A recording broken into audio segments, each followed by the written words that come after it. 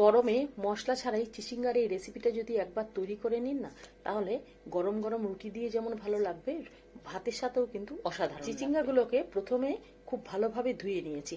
খোসা যেহেতু একেবারে পাতলা, সেজন্য খোসাগুলোকে হালকা করে চেঁচে নিয়েছি। তারপর যতটা সম্ভব পেরেছি একেবারে পাতলা করে কেটে নেওয়া হয়েছে। আপনারা দেখেই বুঝতে পারছেন যে যতটা সম্ভব পারেছি একেবারে পাতলা পাতলা করে কেটে নেওয়া হয়েছে। এবার কড়াই বসিয়ে তার মধ্যে সর্ষের তেল দিয়ে দিয়েছি। ফোড়নে দিয়েছি সর্ষে আর শুকনো লঙ্কা। সর্ষে শুকনো লঙ্কার একটা দারুণ একটা সুন্দর ঘ্রাণ বেরিয়ে আসলে কেটে নেওয়া চিচিঙ্গাগুলো দিয়ে দিয়েছি।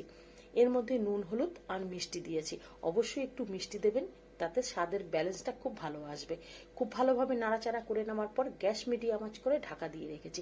কিছুটা সময় রান্নার পরে চিচিঙ্গা থেকে বেশ খানিকটা জল বেরিয়ে এসছে।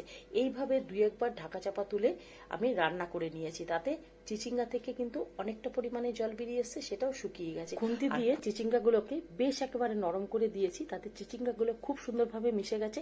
আর হালকা পাতলা একটু গামাখা ঝোলও ছিল। এতে করে চিচিঙ্গা খেতে অনেক ভালো লাগবে। নামানোর সময় ফ্রেশ ধনিয়া পাতা কুচোনো আর কাঁচা লঙ্কা কুচোনো দিয়ে নামান, খেতে দারুণ লাগবে। তৈরি করে